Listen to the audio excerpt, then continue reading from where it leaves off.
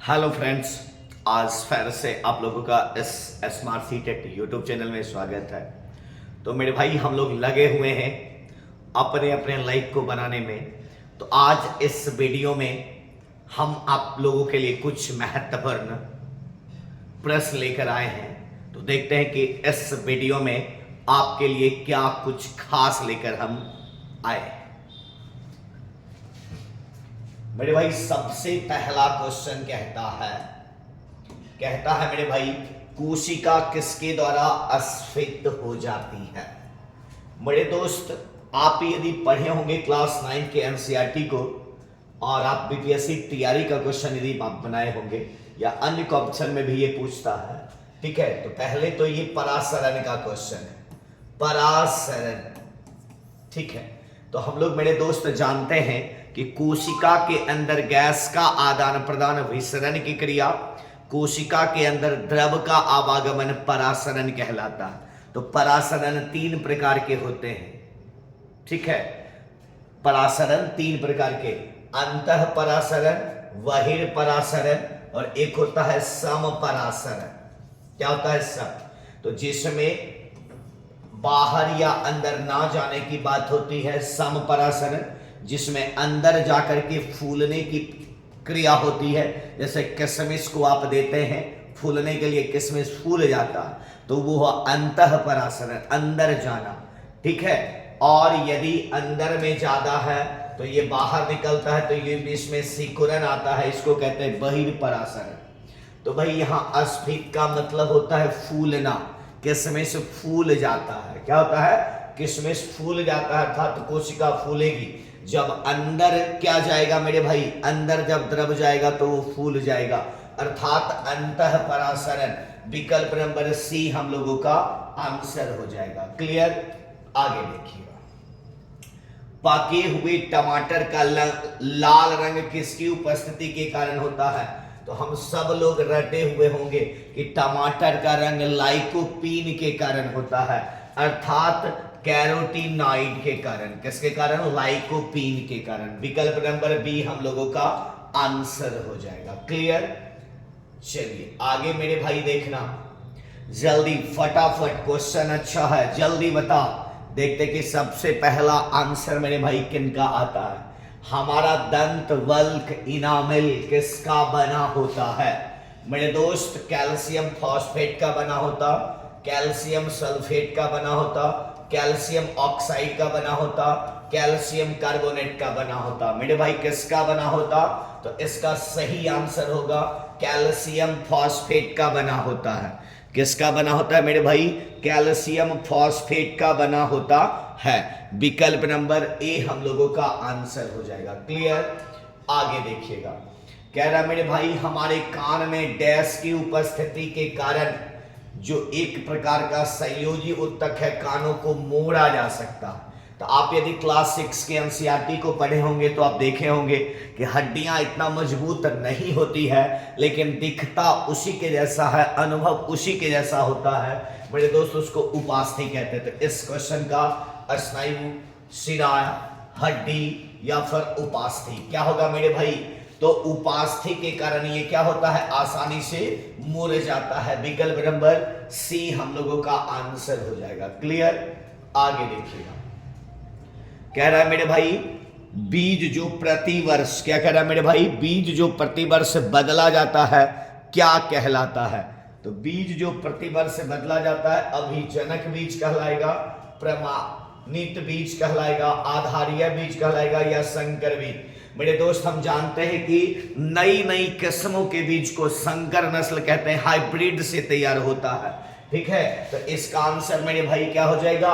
विकल्प number D हम लोगों का आंसर। संकर नस्ल की बीज को हम प्रत्येक साल अपने अपने तरीके से नए टेक्नोलॉजी से क्या करते हैं? बदलते रहते हैं, ताकि पैदावार ज्यादा हो या और कम समय में वह फल देने का काम करे।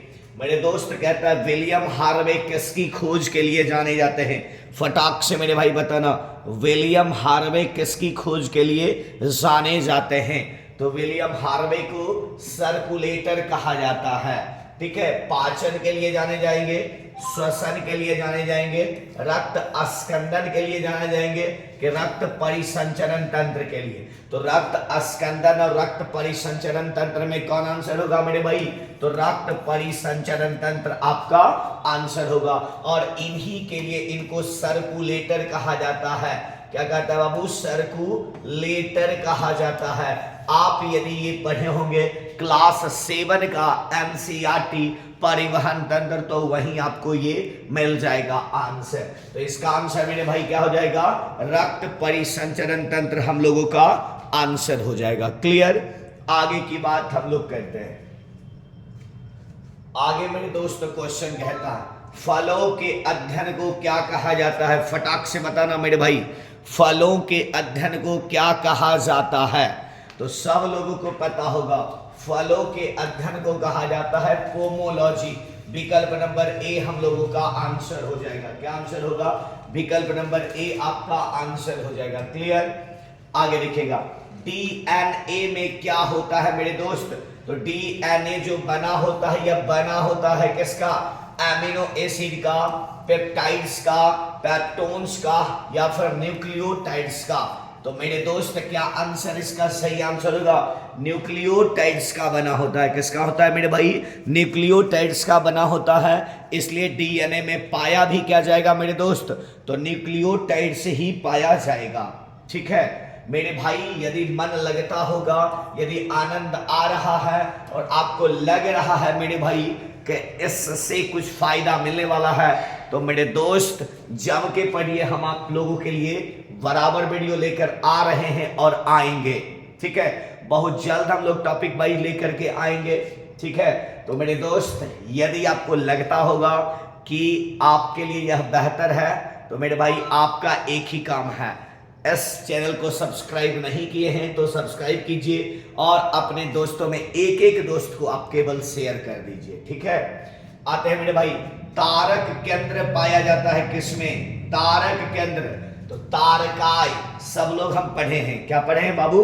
तारकाय या तारक केंद्र जो पाया जाता है वह किसमें पाया जाता है? लाल शैवाल में, प्राणी कोश में, प्रोकैरियोटिक में, पुष्पित पौधा में। इसका पहला क्वेश्चन हो गया था क्या? हाँ, इसका 8 नंबर हो गया था। तो इसका आंसर होगा बाबू प्राणी कोश में। विकल्प नंबर ए हम लोगों का आंसर होगा। किसमें पाया जाता है मेरे भाई? प्राणी कोश। विकल्प नंबर ए हम लोगों का आंसर होगा। क्लियर? आगे देखिएगा, मधुमक्खी के डंक का इलाज करने के लिए डैश के घोल का उपयोग करते हैं? जल्दी बताएगा। ठीक है, मधुमक्खी के इलाज के लिए किसके इलाज करने के लिए डैश के घोल का उपयोग करते हैं? तो सबसे पहले हम लोग जानते हैं कि मधुमक्खी के डंक में होता क्या है बाबू? तो फॉर्मिक अम्ल होता है। क्या होता है? फॉर्मिक अम्ल होता है। एक क्वेश्चन तो ये बनता है, मधुमक्खी जब हमारे शरीर में डंक मारता है, तो डंक मारने के बाद यह जो रासायनिक डालता है उसका क्या होता है? वो अम्लीय होता है। क्या होता है? अम्लीय। अब मेरे दोस्त हम जानते हैं कि अम्ल परस क्षार क्या करता है? उदासीन करता है। क्या करता है? उदासीन। तो मेरे भाई जब डंक कोई मारे, मधुमक्खी हमारे शरीर में डंक मारता है, तो क्या डालते हैं? नींबू का रस, सिरका, दूध या बेकिंग सोडा।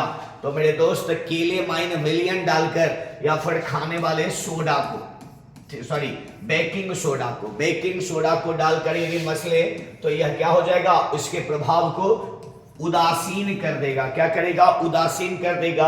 और हमारा जो डंक से जो भी चीजें प्रॉब्लम में चल रही थी, ठीक है, खुजली जो हो रही थी, वो सारा क्या हो जाएगा? समाप्त हो जाएगा। क्लियर? तो आज हम इस वीडियो में आप लोगों के लिए कल की अपेक्षा कम ही प्रश्न को लेकर मेरे दोस्त आए हैं।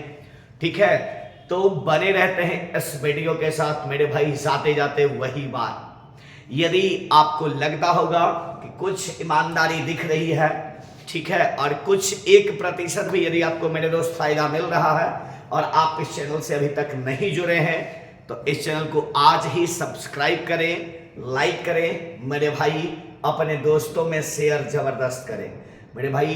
हमारी पहचान आपसे ही है। बहुत जल्द मिलते हैं अगले वीडियो के साथ, तब तक के लिए धन्यवाद।